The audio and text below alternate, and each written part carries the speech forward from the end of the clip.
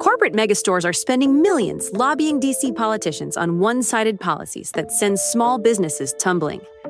They want to enact harmful credit card mandates that take resources away from your local credit union and community bank, leaving Main Street businesses with less access to credit, making it harder for your family to pay for everyday goods like gas and groceries.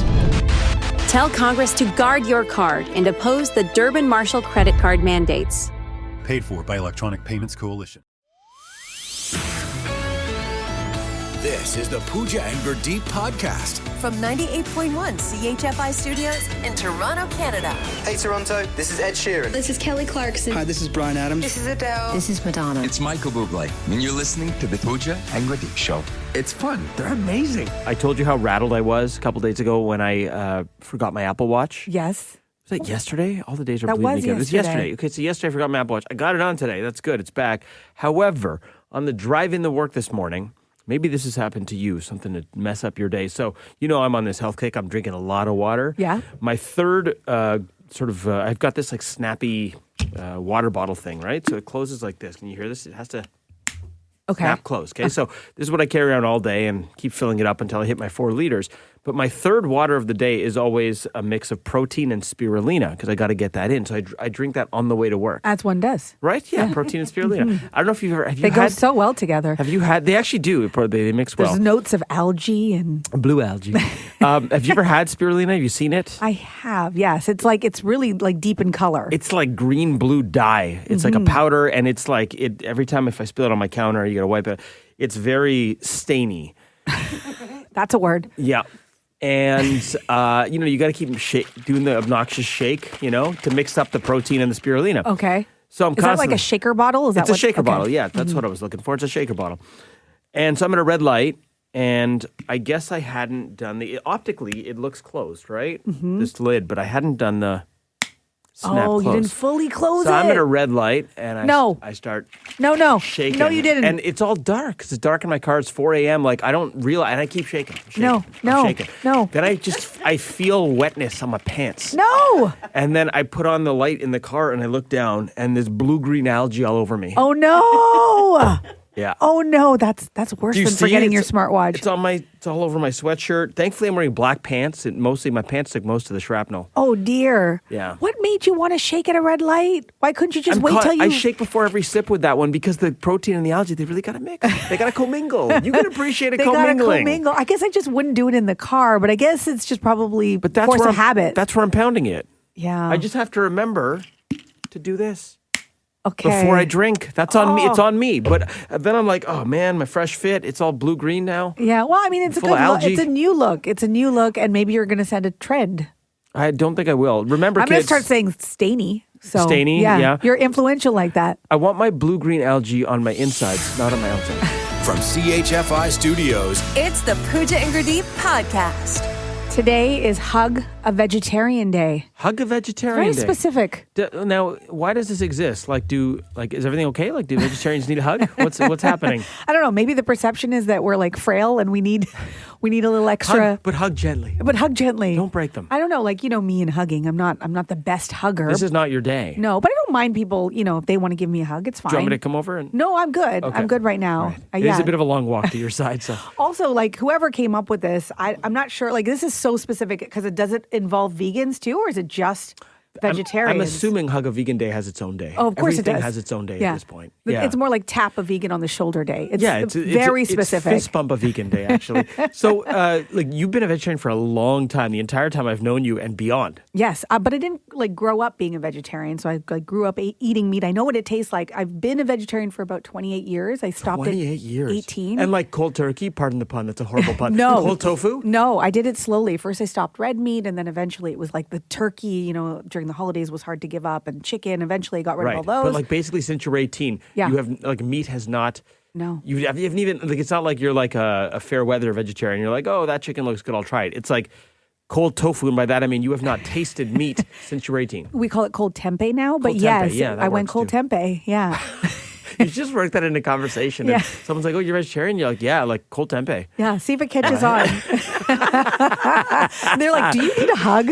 I'm like, yes, I do, because I say things like that. But no, so I just stopped and it's been fine. I will say, though, I'm very excited that finally, and it's taken the entire time I've been a vegetarian for McDonald's to come out with a vegetarian burger. It's weird it took this long. I see the billboards everywhere now, the McVeggie, right? Yes, the McVeggie. And I got to say, like, if anybody can do it, it's them. Have you tried it? I have not. Can you try it this weekend and report back? Because I it does can. look pretty good in the pictures. It looks delicious. And from everything I can see, it's not like your typical veggie burger that's being offered right now. It's not using like Beyond Meat. It's not using any of that stuff. It's like there's grains, there's vegetables, carrots, zucchini. It's that kind of thing. So I'm very curious. Are you going to go solo on a solo mish, or are you going to take the kids and let them have a little something too? Oh, that's a good idea. Is it a Pooja solo mish or a family affair? They're addicted to the fries, so I'll probably bring them too. Okay. Who isn't? I feel like the real reason you're bringing them is that so you can also partake in the play place. Yes. Love a McDonald's play place. So much fun. The slide. Whee! Hug a vegetarian today if you see one. With But consent. like, ask for consent first. Yeah. Don't say Pooja did it. The Pooja and Gurdeep podcast. DC politicians want to enact harmful credit card mandates that could take away your cash back and rewards points. Perks that stretch your budget and make life a little easier. Losing these benefits means less money for your family's everyday essentials like gas and groceries. The perks you rely on could disappear, leaving you with higher costs and fewer options. Tell Congress to guard your card and oppose the Durbin-Marshall credit card mandates. Paid for by Electronic Payments Coalition. This is the Pooja and Gurdeep podcast. The Pooja and Gurdeep Show presents. You're doing it wrong. Yeah, now it's time for you to live with the nightmare fuel. That's with your my own voice. Yeah, that's I right. tell you you're doing it wrong. Not this time, sister. Can I call you sister? Sure. You have famously said on the show that you allow people, guests, in your home with shoes on. Yes. You're fine with this. When you host a party, you Fine. let guests keep their shoes on, which is shocking to me because your house is really nice. Well, I like that, I think people put a lot of effort and time into their outfit, and the shoes is part of the whole look. And I don't want them to feel like they have to take it off. And I'll clean the floors. Like, I'm going to clean the floors anyway after a party. What's the problem? I'm the opposite. I put a lot of effort into my socks. So I want to take my shoes off to be like, look at my socks. They're And fun. this is why you never come over. So I like... I'm just kidding. I like people taking their shoes off. They have to because I don't want all the gross stuff from the shoes coming into the house. And guess what, Pooja? Now I have the science to back it up. Listen to this. Peep this. Uh-oh, not Yeah. science. Researchers have found that your shoe soles can pick up various microorganisms, including bacteria, and deposit them on the floors around your home where your children and pets are hanging out. Oh, you had to bring the children into it? Yeah, I'm putting it in where Sia and Bodhi are playing, or in my case, Coffee is playing. That bacteria includes fecal bacteria, No. such as E. coli, sorry if you're eating breakfast, which can make you, your kids, your pets sick if they're ingested or make their way into a cut in your skin, which is very common from the stuff brought in from the shoes. I'm not rolling on the floor, though, so that it's like... Yeah, but kids are playing on the floor, right? My open wounds are not exposed. Do Sia and Bodhi's hands and bare feet touch the floor? Yes, ever? of course, Yeah. they touch everything. And when shoes come into contact with clean flooring, 90 to 99% of the bacteria is transferred. They say, Pooch, the first 3 or 4 steps when you Not walk them. into... Who are they? The researchers. You sound like me now. They say that the first 3 or 4 steps when you walk into a home are the most crucial. Oh, my goodness. Okay. I'm still going to let people wear their shoes in the house. You are? Yes. Fecal. Yes. I'll just clean the floors. It's fine. We had a whole debate about it. You guys had a lot to say. I would say it was pretty even. No, it wasn't. It was mostly in your favor. Yeah, Most it's said just- they do it's- not allow shoes in the house. Listen, that's fine because you're allowing people to keep them on. You know it's bad house guest behavior, though, when people come over and don't even offer to take them off. Like, True. You at least have to be like, oh, shoes on, shoes off. Like, Ask if it's okay first. Like, I will tell you this, growing up, I never wore my shoes in my house, and I No. always took them off when I went anywhere, and I still do. and like I will say, you are like, we're Indian. Like Indian people, you take your shoes You off. take your shoes off, Like yeah. you're the anomaly Yeah, here. I'm changing things up, but I don't do that in other people's homes. I will say there's lots of infractions, though. That's not the one that I'm like upset about. We have like people over who are using our pool or in the backyard. We have a pool party, and there's a lot of coming in and out from the backyard into the house, which I have no problem with. But every time they open the back door, they don't close it. I can't tell you how many times I'm like, oh, you're just going to leave it? Okay. So now all the bees and everybody, it's all coming into my house. every time I have to go shut the door physically myself because they don't shut the door. I don't understand. Steph, Chris, and I still waiting for this pool party invite. She has pool parties, various pool parties. I know, I've heard about these pool parties back in the day. Haven't been to one of these. Yeah. Well, you guys close the door when you come in? Absolutely. Yeah. Who walks into a room or a door and doesn't close the door? If you open a door, you close the door. I can't tell. Like, if I had a little counter, a little, mark of how many times it happens, it would be a lot, hundreds. Yet you're still inviting these folks over and not 3 door closers in the room here. This is shocking. There's all sorts of things that guests do, I'm sure, that bug people. And you entertain a lot more than I do, so you're probably... I know you hate when people bring over food that isn't pre-made for a potluck or a potpourri. That was a very specific situation. We want to know from you, what house guest behavior bugs you the most? Riley, what's your bad house guest behavior? Oh my gosh. So sometimes the people who I have over, they like to move around my furniture. I don't know why. What? Your furniture? So they'll take my chairs or even my couch and they'll shift it over a few inches. What? You can't do that? I know.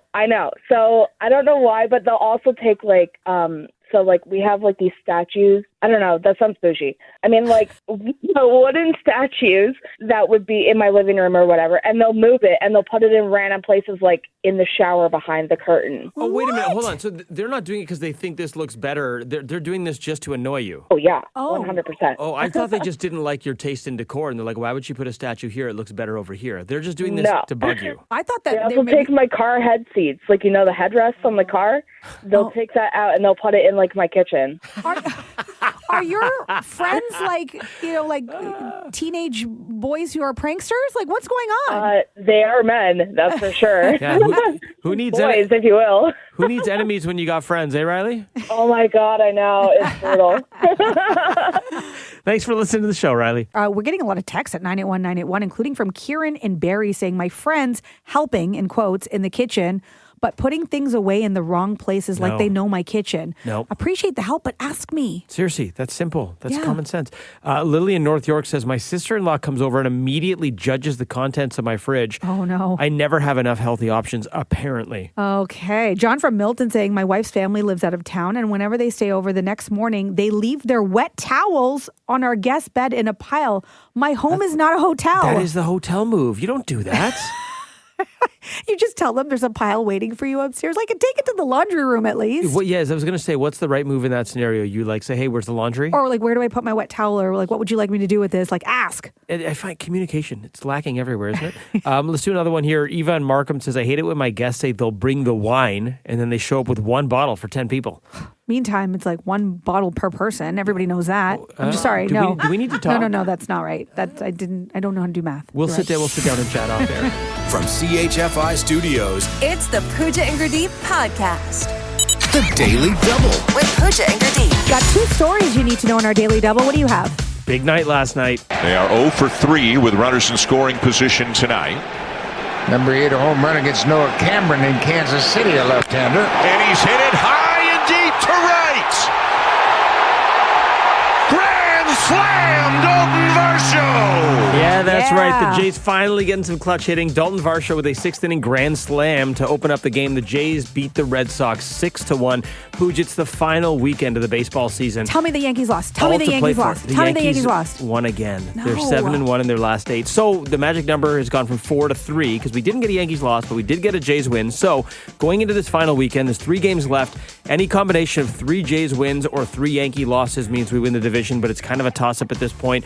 We're hosting the Rays tonight. The Yankees are hosting the Orioles. Both teams are out of the playoffs. Here's what I'm thinking, Pooch. It's great weather in New York. It's great weather in Toronto. Maybe both the Orioles and the Rays are kind of, because they got nothing to play for, they're going to be getting out and enjoying themselves, and maybe we'll be a little sloppy on the field. Who knows? If we can win all of our 3 games, we are in no matter what New York does. We hold the tiebreaker. That's the silver lining. So as long as the Yankees don't get more wins than us, we're okay to Jays, win the division. Go. Okay. So if you drive in Toronto, you know that we have a traffic problem, right? And that we need to be coming up with solutions to prevent gridlock. Everybody who comes to visit here rants about our traffic.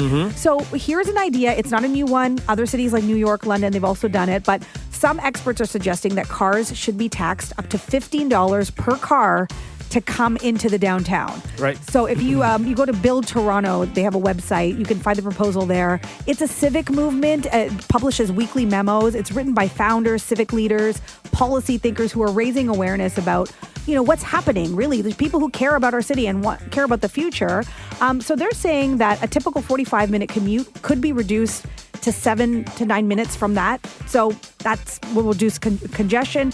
And $15 would then fund other projects, other transportation projects that we need, right? This has kind of been an age-old debate. Do we toll or not to toll? And the pilot zone, if you're wondering what the downtown zone is, it would cover south of Bloor between Bathurst and Parliament. I guess that would be considered the downtown. Now, there would be exemptions for emergency vehicles, anybody who lives in the area, wheelchair-accessible vehicles, people from low-income families, they wouldn't have to pay that same amount. So there's stuff that they're saying, but here's the problem. Those other cities I mentioned, New York and London, they have other means to get in the city. That's what I was about to say. I love the idea with a toll. I'm fine with it, but you have to have the infrastructure. We don't have the subway system. London has the tube. It's like 11, 12 lines. We've got, 3 or 4? Yeah. Ours is kind of a joke compared to the We've got to build it out before we can do this. Yep. Thanks for listening to the Pooja and Gurdeep podcast. Listen to Pooja and Gurdeep live weekday mornings from 5 to 9. Only on 98.1 CHFI. Toronto's perfect music mix. DC politicians want to enact harmful credit card mandates that could take away your cash back and rewards points. Perks that stretch your budget and make life a little easier. Losing these benefits means less money for your family's everyday essentials like gas and groceries. The perks you rely on could disappear, leaving you with higher costs and fewer options. Tell Congress to guard your card and oppose the Durbin-Marshall credit card mandates. Paid for by Electronic Payments Coalition.